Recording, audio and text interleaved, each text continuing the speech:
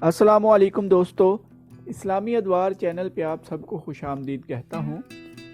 آج ہم آب حیات شروع کر رہے ہیں اور اس کی پہلی ایپیسوڈ آج آپ کو سنائیں گے۔ آب حیات ایکچولی پیر کامل کا سیکنڈ پارٹ ہے، تو چلیے آج پہلی ایپیسوڈ شروع کرتے ہیں۔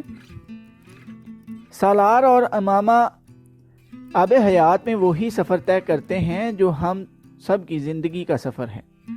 آدم و حوا کا ایک دوسرے کی محبت میں گرفتار ہو کر زندگی بھر کا ساتھی بن جانا، دنیا میں اس جنت جیسا گھر بنانے کی خواہش اور سعی میں جت جانا جہاں سے وہ دونوں نکالے گئے تھے، یہ جانتے ہوئے بھی کہ ان کا گھر بیت العنکبوت جیسی ناپائیداری رکھتا ہے، جو بننے میں عرصہ لیتا ہے، ٹوٹنے میں لمحہ، اور پھر حاصل و محصول کا چکر۔ کیا کھویا کیا پایا، کیا پانے کے لیے کیا کیا کھویا، کامیابی، خواب، خواہشات، تمناؤں کا ایک گرداب جو زندگی کو گھن چکر بنا دیتا ہے۔ اور پھر اس کے بعد اگلا مرحلہ جہاں آزمائشیں ہوتی ہیں، اتنی اور ایسی آزمائشیں کہ بس اللہ یاد آتا ہے اور وہی کام آتا ہے، کیونکہ وہ مجیب السائلین ہے۔ اور پھر وہ مرحلہ جب انسان اپنی اگلی نسل کے ذریعے اپنے عروج کا دوام چاہتا ہے اور اسے احساس ہوتا ہے کہ اس زندگی کو زوال ہے، صرف ابدی زندگی ہے جو لافانی ہے۔ اور پھر وہ جو زندگی کے ان سارے مرحلوں سے نکل آتے ہیں، مومن بن کے، انسانی پستیوں سے نکل کے، ان کے لیے تبارک الذی، اللہ کی ذات جو تمام خوبیوں کی مالک ہے، بزرگ و برتر ہے اور اپنے بندوں کو سب کچھ عطا کرنے پر قادر ہے، جس کی محبت آب حیات ہے، جو انسان کو ابدی جنتوں میں لے جاتا ہے۔ دنیا ختم ہوتی ہے، زندگی نہیں۔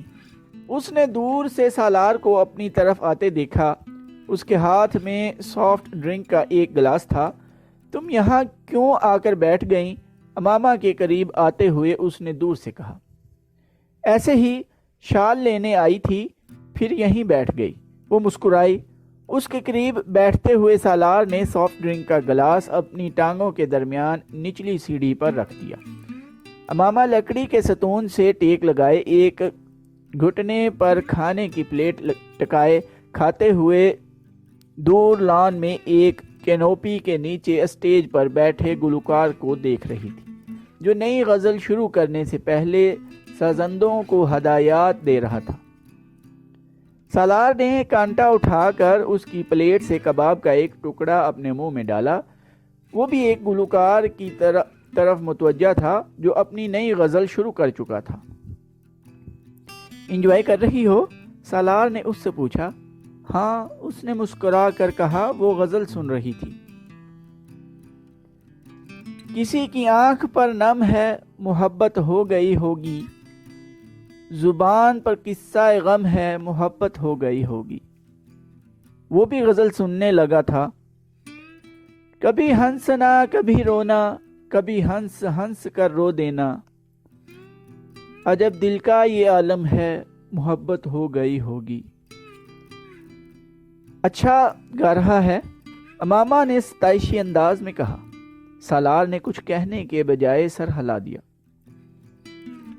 خوشی کا حد سے بڑھ جانا بھی اب ایک بے قراری ہے، نہ غم ہونا بھی ایک غم ہے، محبت ہو گئی ہوگی۔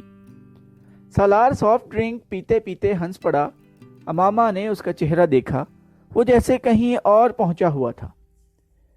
تمہیں کچھ دینا چاہ رہا تھا میں۔ وہ جیکٹ کی جیب میں سے کچھ ڈھونڈ کر نکالنے کی کوشش کر رہا تھا۔ بہت دنوں سے دینا چاہتا تھا، لیکن وہ بات کرتے کرتے رک گیا۔ اس کے ہاتھ میں ایک ڈبیا تھی۔ امامہ کے چہرے پر بے اختیار مسکراہٹ آئی۔ اچھا، تو اسے خیال آ گیا۔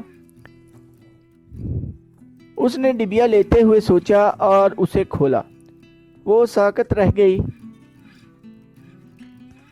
اندر ایئر رنگز تھے۔ اس ایئر رنگز سے تقریباً ملتے جلتے جو وہ اکثر اپنے کانوں میں پہننے رہتی تھی۔ اس نے نظریں اٹھا کر سالار کو دیکھا۔ میں جانتا ہوں یہ اتنے ویلیویبل تو نہیں ہوں گے جتنے تمہارے فادر کے، لیکن مجھے اچھا لگے اگر کبھی کبھار تم انہیں پہنو۔ ان ایئر رنگز کو دیکھتے ہوئے اس کی آنکھوں میں آنسو آ گئے۔ تم نہیں پہننا چاہتی تو بھی ٹھیک ہے، میں ریپلیس کرنے کے لیے نہیں دے رہا ہوں۔ سالار نے اس کی آنکھوں میں نمودار ہوتی نمی دیکھ کر بے ساختہ کہا۔ وہ نہیں جانتا تھا بہت ساری چیزیں پہلے ہی اپنی جگہ بدل چکی ہیں اور اپنی جگہ بنا چکی ہیں، اس کی خواہش اور ارادے کے نہ ہونے کے باوجود۔ کچھ کہنے کے بجائے امامہ نے اپنے دائیں کان میں لٹکتا ہوا جھمکا اتارا۔ میں پہنا سکتا ہوں؟ سالار نے ایک ایئر رنگ نکالتے ہوئے پوچھا۔ امامہ نے سر ہلا دیا۔ سالار نے باری باری اس کے دونوں کانوں میں وہ ایئر رنگ پہنا دیے۔ وہ نم آنکھوں کے ساتھ مسکرائی۔ وہ بہت دیر تک کچھ کہے بغیر مبہوت اسے دیکھتا رہا۔ اچھی لگ رہی ہو، وہ اس کے کانوں میں لٹکتے ہلکورے کھاتے موتی کو چھوتے ہوئے مدھم آواز میں بولا۔ تمہیں کوئی مجھ سے زیادہ محبت نہیں کر سکتا، مجھ سے زیادہ خیال نہیں رکھ سکتا تمہارا۔ میرے پاس ایک واحد قیمتی چیز تم ہو۔ اس کی آنکھوں میں آنکھیں ڈالے وہ اس سے کہہ رہا تھا، وعدہ کر رہا تھا، یاد دہانی کرا رہا تھا، یا کچھ جتا رہا تھا۔ وہ جھک کر اب اس کی گردن چوم رہا تھا۔ مجھے نوازا گیا ہے، سیدھا ہوتے ہوئے اس نے سرشاری سے کہا۔ رومانس ہو رہا تھا۔ اپنے عقب میں آنے والی کامران کی آواز پر وہ دونوں ٹھٹکے تھے۔ وہ شاید شارٹ کٹ کی وجہ سے برآمدے کے اس دروازے سے نکلا تھا۔ کوشش کر رہے ہیں، سالار نے پلٹے بغیر کہا۔ گڈ لک، وہ کہتے ہوئے اس کے پاس سے سیڑھیاں اترتا ہوا انہیں دیکھے بغیر چلا گیا۔ امامہ کی رکی ہوئی سانس بحال ہوئی۔ وہ جھینپ گئی تھی۔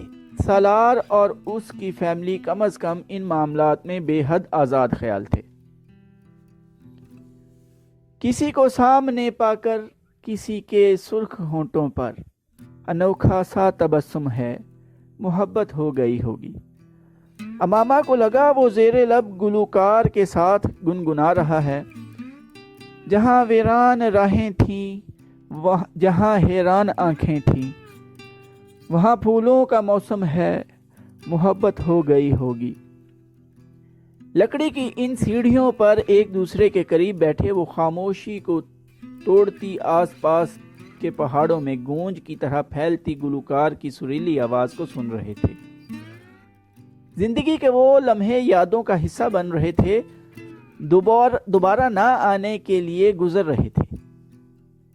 ان کے اپارٹمنٹ کی دیوار پر لگنے والی ان دونوں کی پہلی اکٹھی تصویر اس فارم ہاؤس کی سیڑھیوں ہی کی تھی۔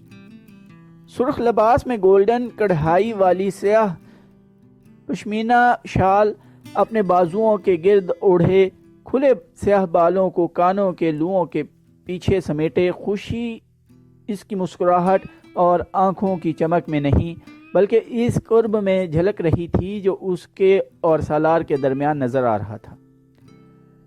سفید شرٹ اور سیاہ جیکٹ میں اسے اپنے ساتھ لگائے سالار کی آنکھوں کی چمک جیسے اس فوٹوگراف میں موجود دوسری ہر شے کو مات کر رہی تھی۔